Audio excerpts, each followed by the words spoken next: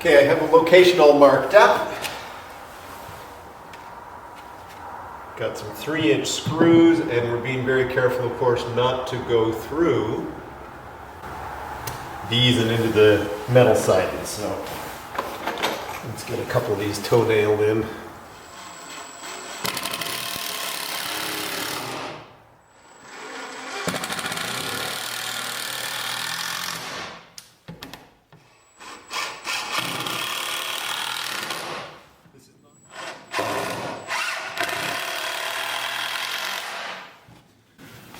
Perfect.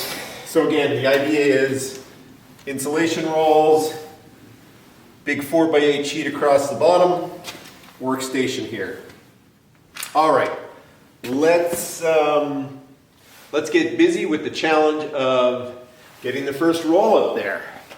I tucked away the scaffolding back here thinking I was bright, trying to get it out of the way.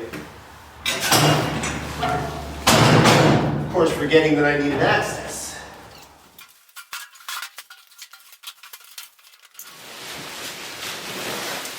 Why don't we make this a lucky bag, a lucky first roll to go up.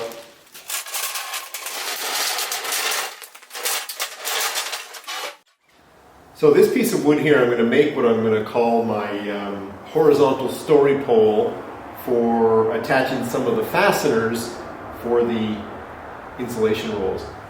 From one end to 51 inches is the middle of the bay, and that's going to be where there's going to be a seam between one roll of insulation and the next roll of insulation, and the pole is going to be hung horizontally along each girt.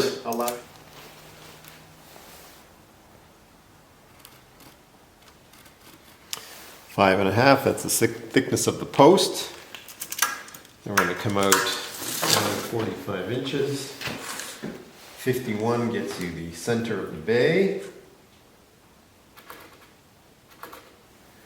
And every 15 and 30 inches from the edge of the post gets you the location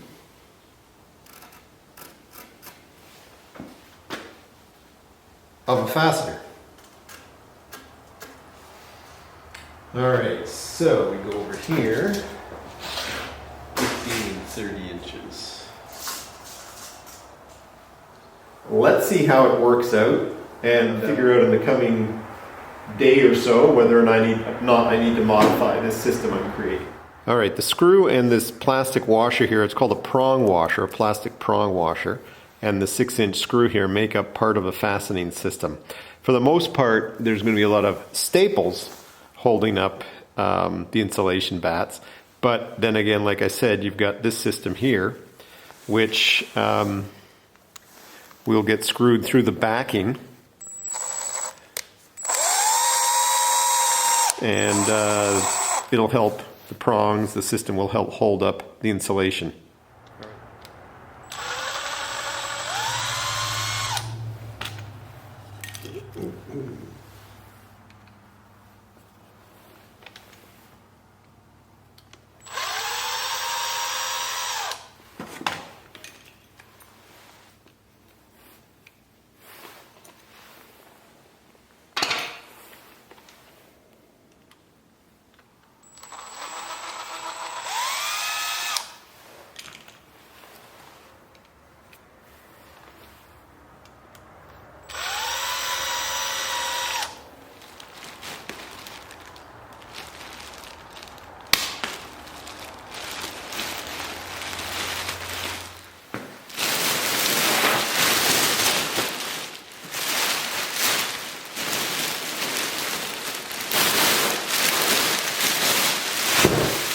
Right now, I'm going to have garbage bags for quite a long time with this order. That's all wrapped up. Well, I'm sure a few of you out there have done this before, and there is some secret to this, which I'm not aware. Boy, I can smell that insulation as I open this thing up. I think what I'm going to do is go get my mask.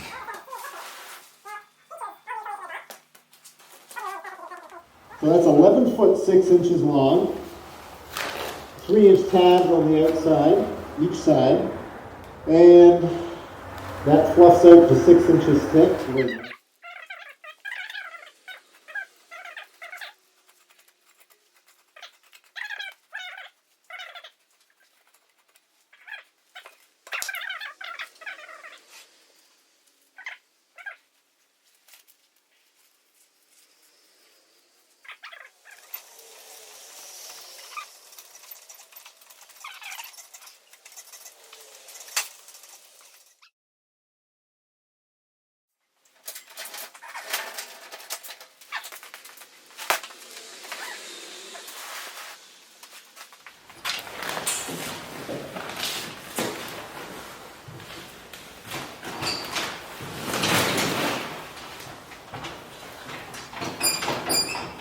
This little staple would do it.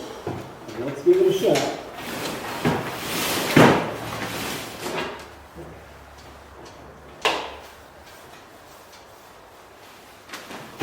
Woo.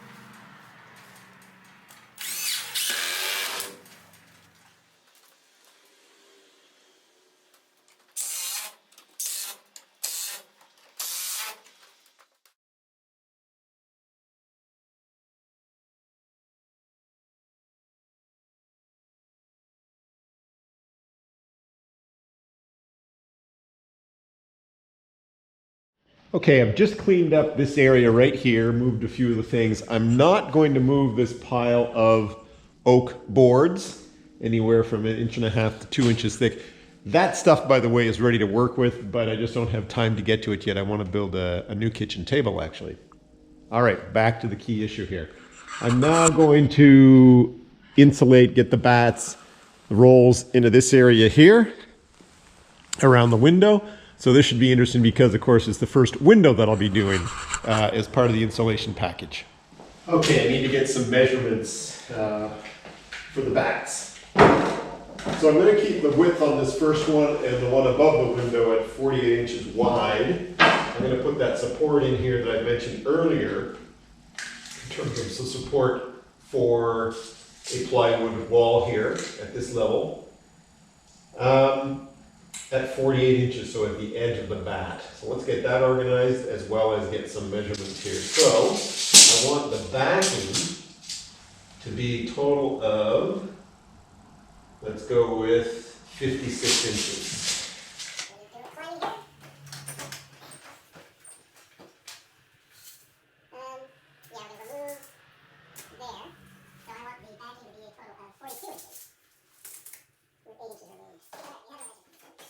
We're going to work around that pile of lumber, so just going to have to maneuver the scaffolding as need be.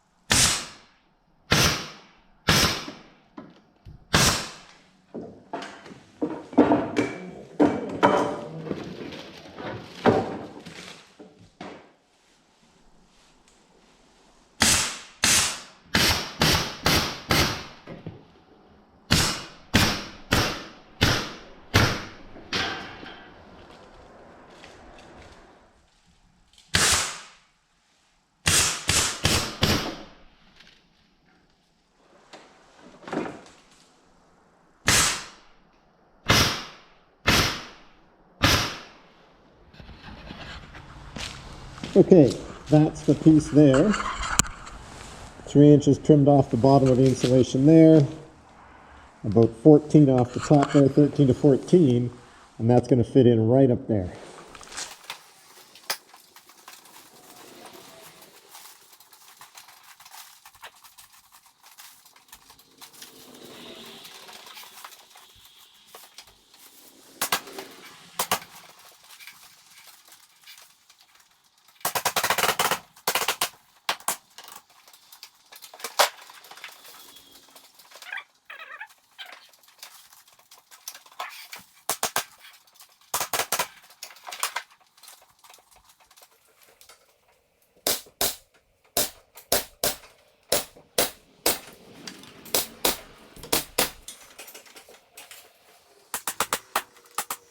You can see what the building looks like on the interior right now and what it should look like. If I get in closer here, that's what it's going to look like.